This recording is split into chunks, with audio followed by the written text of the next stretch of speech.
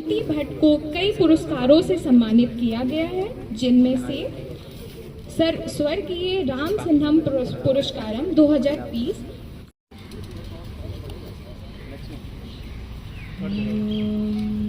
नमः शिवाय।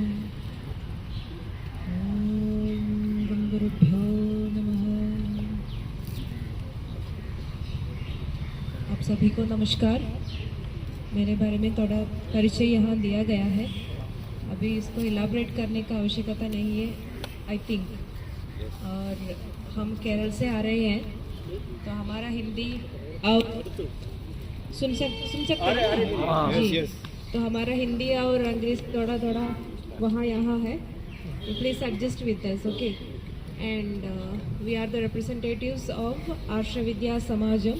आर्ष विद्या समाजम 99 में आचार्य श्री KR मनोज जी ने संस्थापन किया गया है। और आर्ष विद्या समाजम का उद्देश्य ये है कि सनातन धर्म के 5 महाकर्तव्यों का पालन करते ही आज हमारे समाज में मानव विरुद्ध, राष्ट्र विरुद्ध, समाज विरुद्ध जो कुछ आशय होता है, उस आशयों के प्रति कुछ हम काम करते हैं हटाने के लिए। उस आशय हटाकर सालों के पहले स्वामी विवेकानंद जैसे हमारे आचार्य पुरुषों ने, हमारे ऋषिवर्यों ने जैसे कहा है, लोग मानव को सही मानव बनने का, ज्ञान दिलवाने का कोशिश हम कर रहे हैं। और इन रॉन्ग आइडियोलॉजीज, मानव विरुद्ध और राष्ट्र विरुद्ध, समाज विरुद्ध आइडियोलॉजीज को हटाने की कोशिश कर रहे हैं। इसके लिए आर्ष विद्या समाजम का संस्थापन हुई है। और ऐसे बुरे शक्तियों के जाल में फंसने वाले 8000 से अधिक लोगों को हम आर्ष विद्या समाजम और गुरुदेव जी आचार्य श्री KR मनोज जी ने बचाए हैं। और उनमें से 3 लोगों को आप अभी लाइव में देख रहे हो। और मेरे ज़िंदगी में जो एक्सपीरियंस हुई है उसके बारे में एक छोटा सा इंट्रोडक्शन दिया गया है।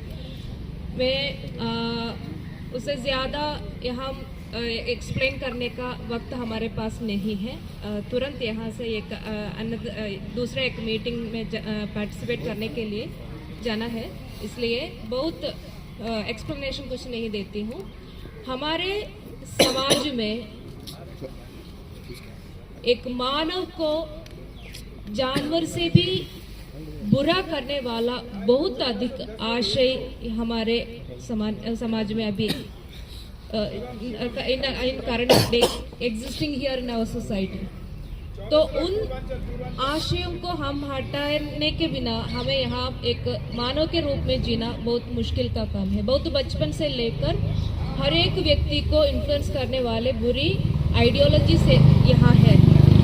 उनमें से एक है religious based radicalisation.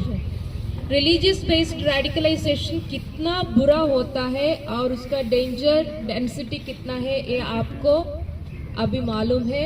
Very recently हमारे दिल्ली में एक वाइट कॉलर टेररिज्म नाम से एक इंसिडेंट हुआ है और कई कुछ लोग अरेस्ट हुआ है और कई कुछ लोगों के वजह से यहाँ एक ब्लास्ट हो गई है। आप सब लोग इस भारतवर्ष के नए पीढ़ी हैं और आप जो है होप ऑफ भारत। तो आप सोचना चाहिए, क्यों एक मानव बनकर अचानक एक दिन दूसरा एक मानव के जीवन को हानिकार करने वाले एक आशय कैसे ब्रेन में घुसते हैं और वो ऐसे क्यों हो जाते हैं। अगर एक सही आशय को फॉलो कर रहे हैं, तो सही आइडियोलॉजी फॉलो कर रहे हैं, तो सही देवता संकल्प को फॉलो कर रहे हैं, तो क्यों एक आदमी दूसरे आदमी के है। उन शक्तियों से लड़ने के लिए हमें एक अच्छे दर्शन ही चाहिए, सुदर्शन कहते हैं।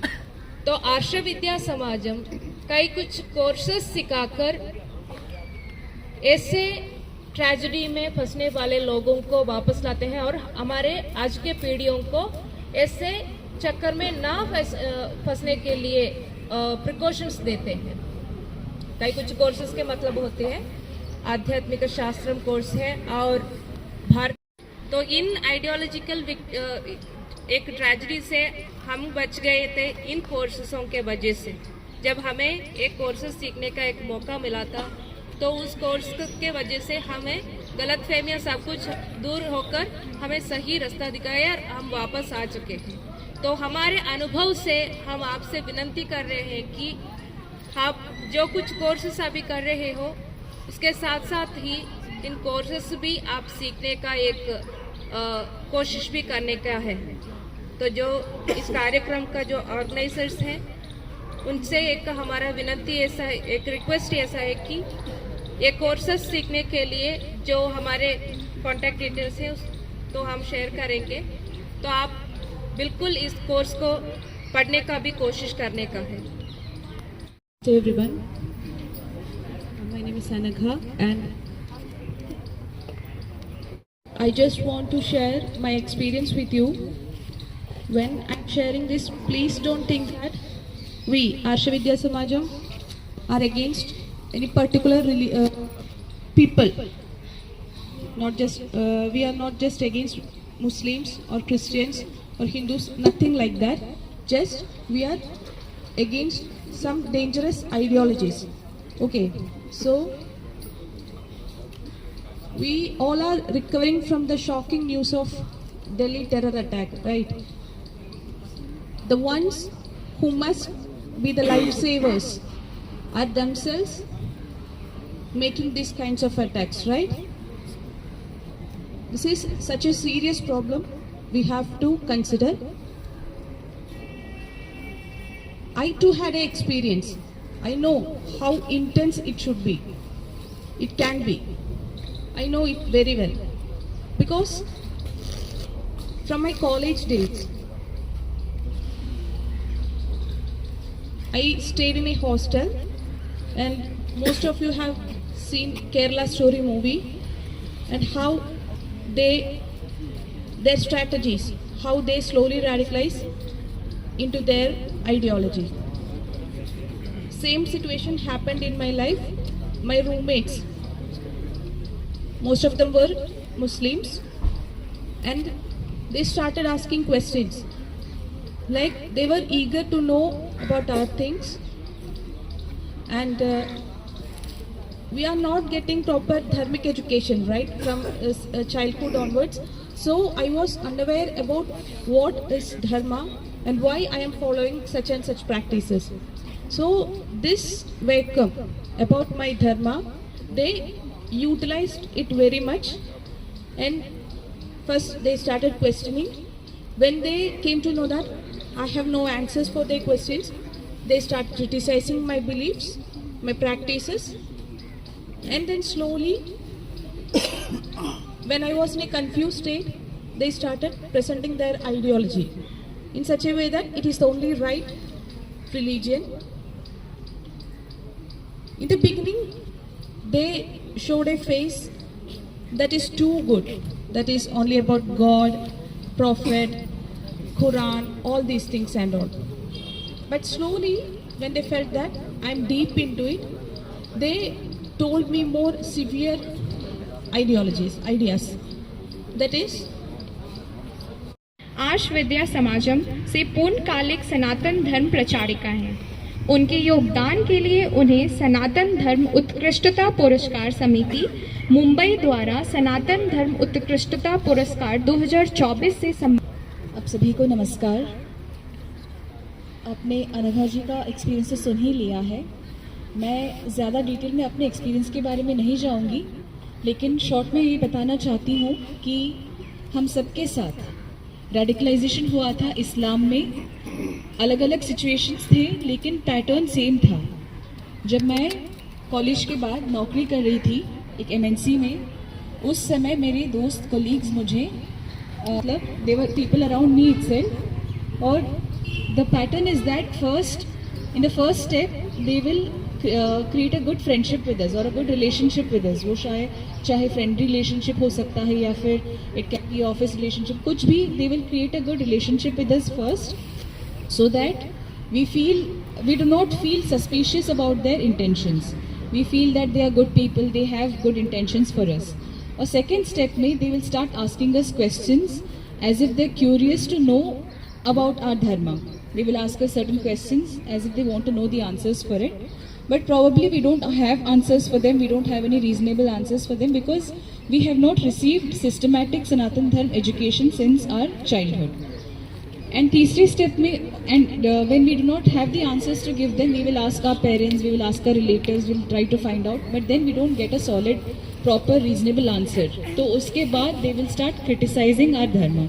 They will ask questions which mock our dharma, because they are having a clear-cut training in their religious education system to target a person, how to target a person, how to instill inferiority complex in them, how to instill guilt in a person about their dharma, etc. फिर once this criticism starts, then we feel very bad. हम सनातन धर्मी या फिर हिंदू कहलाने में शर्म आने लगती है हमें. We feel bad to call ourselves Hindu. We start hating our culture, we start hating our parents, we start hating our society, everything, and we start distancing ourselves from it. Then when they are successful in this step, then they will start injecting whatever dangerous ideology, whatever their target ideology is, and then they will first present it in such a way that whoever listens to it feels it is beautiful or it is interesting. Because हमारे समाज में problem ये है कि ना तो हम हमारे धर्म के बारे में सीखते हैं और ना ही हम दूसरे आइडियोलॉजीज़ के बारे में. Not based on a syllabus, not based on a systematic, not in a systematic way. So we are not even exploring what is the reality about it. So they will just give a very rosy picture about their ideology and then slowly radicalize, get us deeper into that religion or ideology or whatever.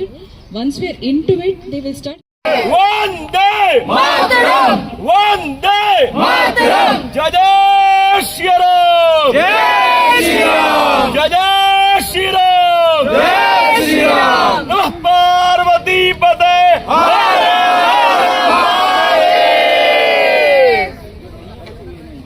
एक बार नाम बता दीजिए. Anekha. I am full-time professional and the disciple of ma'am आज Acharya Shivananda. आज JNU में आई हैं, क्या कहना चाहती हैं, किस तरीके से छात्र को जागरूक कर रहे हैं आप? First of all, I have to say to all students or this generation that they must study the right history of Bharat. They should be aware of the current problems, what are happening today, and before choosing any ideology, they must be very careful that any ideology they choose must be beneficial for himself or himself and society. आप जरा अपना अनुभव बताइए कि आपके साथ क्या हुआ? I am Hindi saying sir, this. Hindi हो जाएगा. ठीक है, ठीक कोई बात I'm saying this because I was unaware about my dharma. I was unaware about my history, Bharat's real history, and I was unaware about the problems happening in the society. That's why many radicalized people could brainwash me and take into their ideology. So that's why I'm warning this generation people. कितने दिनों तक आपने इस्लाम धर्म को मतलब उसके साथ रही, नमाज पढ़ी, वो कितने दिनों तक? From my college days, my friends started influencing, and it went deeper when I went to my workplace. And for about 6 years, I was practicing Islam, and I was doing the namaz and all. I was living like a complete Islamic woman for about 1 year.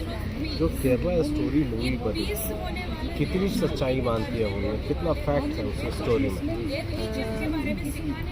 I have already done a video in the Kerala story promotion itself with the crew itself, Sudiptos and J.B. Purushaji, all the actresses, and I have already shared my experience there. So it is absolute true content what it is depicted in the picture. It's not a bit exaggeration, it is absolutely true content. Because even in my life, I have faced all these things in the hostel. I am not a victim of love jihad, but I am a victim of intellectual jihad.